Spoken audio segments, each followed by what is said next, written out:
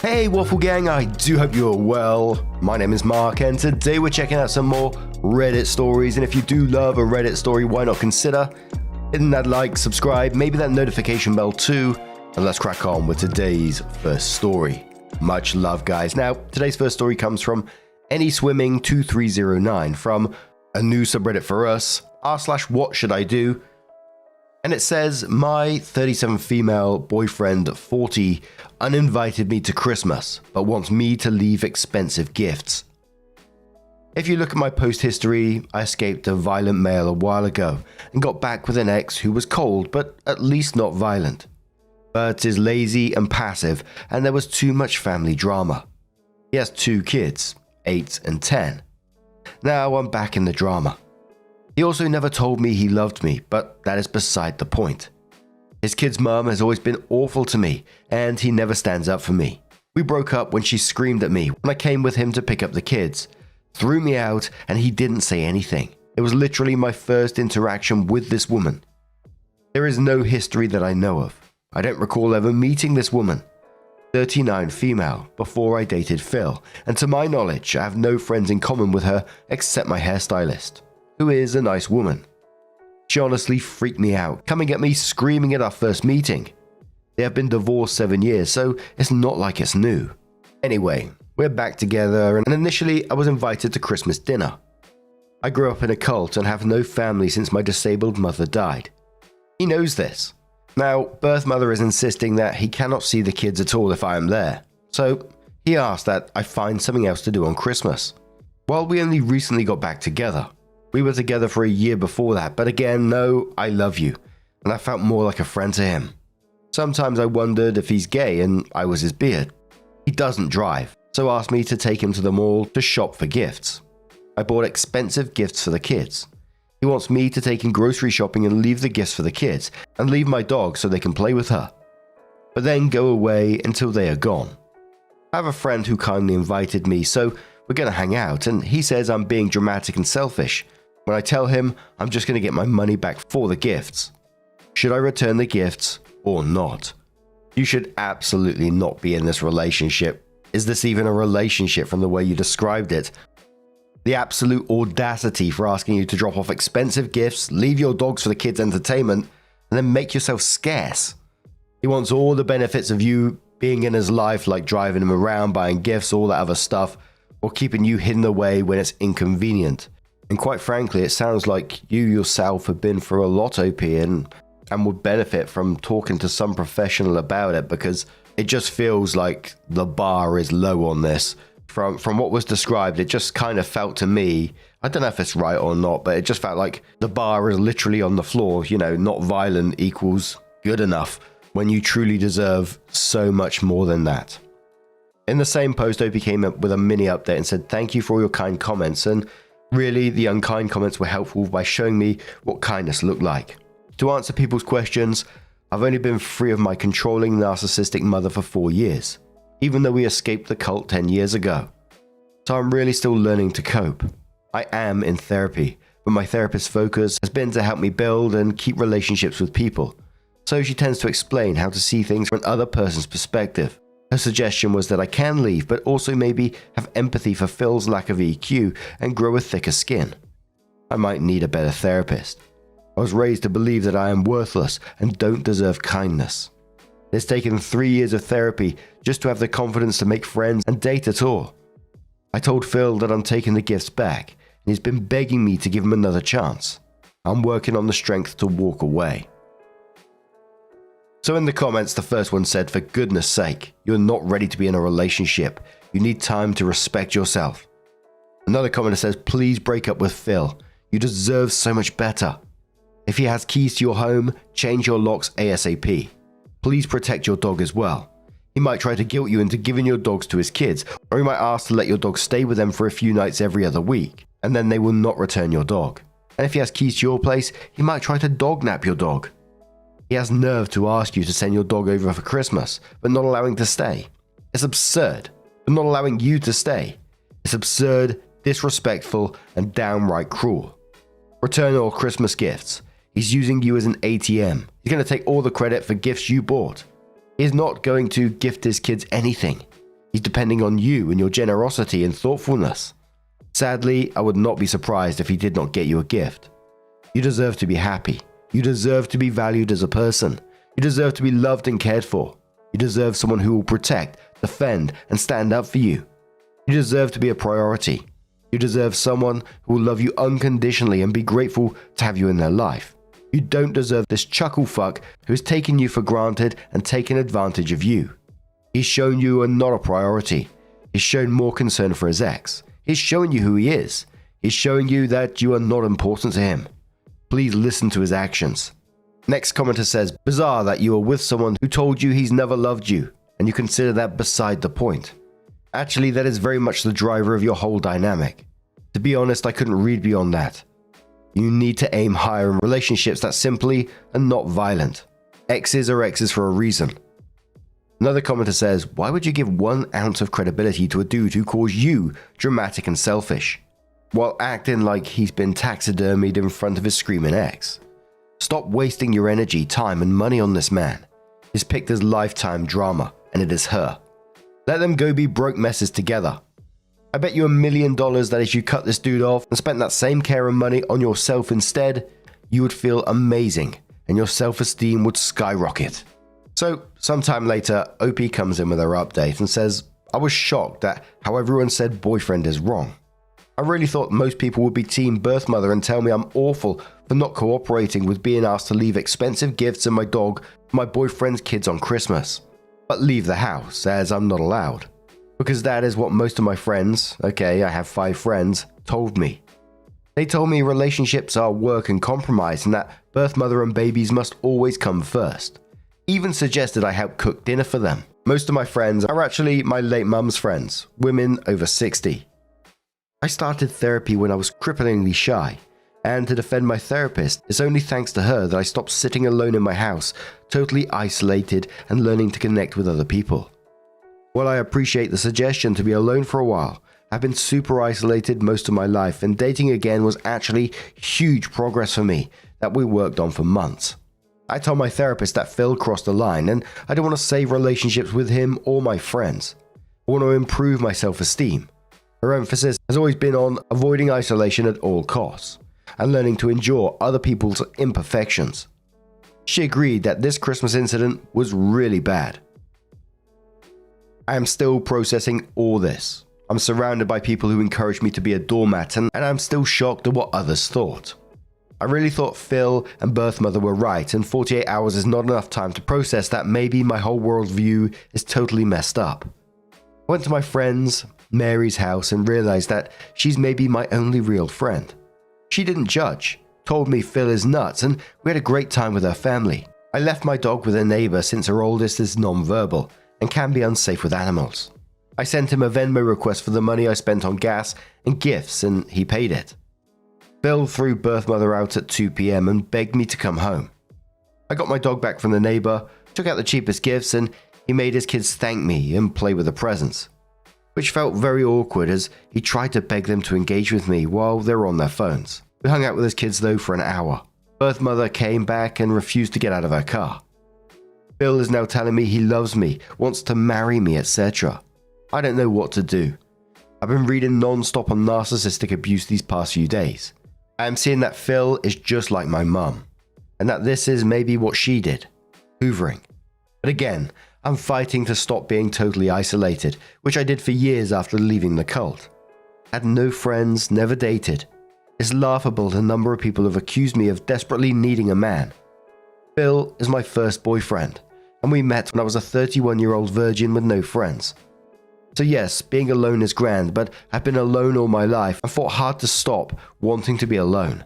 Learning to talk to people outside of work topics, have social skills, etc. has been a huge battle. I'm not autistic, but I read that way because after age 7, I was the only kid left in our cult/commune and I have no social skills and prefer to be alone to an unhealthy degree. I don't know what to do. Maybe Phil grew a spine. Maybe it's hoovering. I'm standing up to him though and looking at finding new friends and hanging more with Mary, who said I'm always welcome at her house. And we have another update in a moment, but top commenter on that one said, yeah, relationships are all about compromise, but when the compromise is all on your side, it's just not worth it. Now your boyfriend is love bombing you. Take a step back, then take an even bigger step back from this guy. You deserve better than him. Another commenter says, there is a huge difference between isolating and being alone. You can be alone and still engage with the world. None of these people love you. They're using you. They think they can manipulate you, and they are right because you're operating from a place of being conditioned to trust people and ignore red flags. Right now, honestly, it sounds like you need to live alone, engage in a variety of light-hearted activities that allow you to be around people without huge emotions attached. Art classes, acting classes, a D&D group, etc. Journal a lot. Work on developing a master plan for your life. Then start to implement those changes. It's lovely to be in a relationship, but I heard a therapist say, you need to clean house before introducing new furniture into it. You can't put the couch where you want it until you clean the shit off the floor. Clean house first mentality and spiritually, and then work on recognizing healthy relationship dynamics. Your life on its own without other complications attached has value and takes priority, especially when escaping your background. Take some time to explore the world and figure out what you want, and I guarantee it'll be much harder to let yourself put up with this sort of treatment. Another commenter says, have you considered looking into local clubs and hobbies? Painting class, kickboxing, book club. You don't need to keep him. He's a bad boyfriend and dog owner. Another commenter says, hang with Mary. Have her introduce you to her friends and family. She clearly comes from good people. Ask her to help you find groups where you can meet people, book clubs, gaming groups, take an evening college. Different universities call it different things, class or two. There are classes that the campus hosts. Someone decides they want to teach how to can and preserve food, or how to write poetry, or how to do a ballroom dance, or general car maintenance or computer use, and they offer a class. Usually it's only about $40 to $100, and it's several weeks at an hour or so a week. I did ballroom dance and loved it. Speak with Mary and her group and ask them to help you find social connections. I wish you the best. This is just another reason to put in the I hate cults list. You made it out, you're making it, you're growing and developing confidence, and you will get there. A month after that, OP updated and said, if you recall, my boyfriend threw me out on Christmas because his baby mama would not let him see his kids unless he uninvited me to Christmas. He expected me to leave behind the expensive gifts I bought his kids, take him grocery shopping. He can't drive for medical reasons and leave my dog with them to play with. I have a history of social isolation, abuse, and I have one friend my own age, so I had no one to tell me how bad this was, and no other social outlets.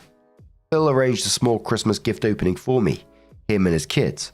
He finally told me he loved me and wants to marry me. He then offered to let me move in with him, but then hit me up to buy a sofa. A few days later, I was out of gas. He got out to pump the gas, but asked for my credit card. He would not even chip in for gas, even though I take him everywhere. A couple of weeks ago, I noticed that I'm out of kitchen knives, like my utensil drawer was just emptier and emptier. I have a cleaning lady and figured maybe she put them someplace weird, because she's spaced out. She's sweet but more ADHD than I am, which is a lot. They were in Phil's utensil drawer. He's been stealing utensils from me. For some reason, this was it.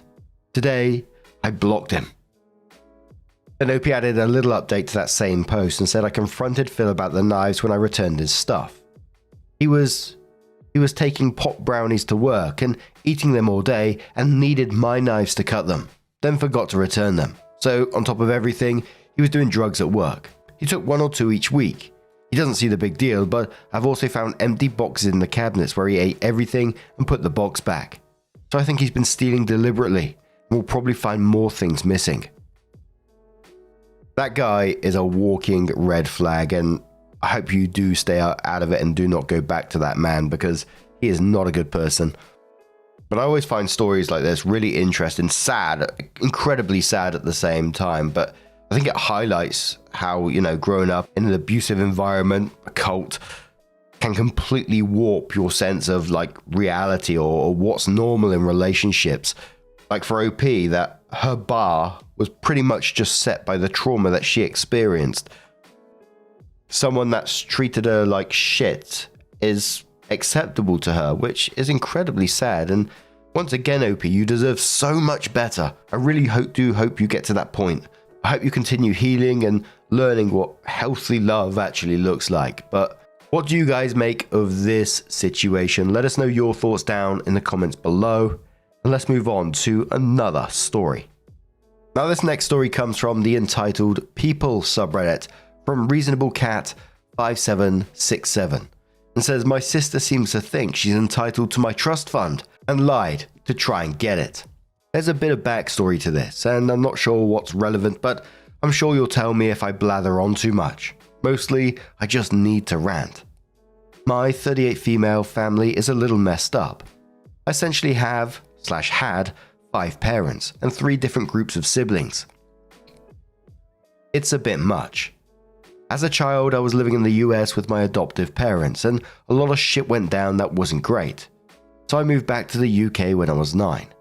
I had a lot of trauma and the beginnings of a rather serious drug problem, and so my US dad set up a trust for me before he died, so that anything mental health related was paid for and I didn't have to stress about being able to sort myself out as I got older. It's been rather handy over the last 30 years. Paying for a home when I was a teenager, therapy, rehab, basically anything needed to help me not die.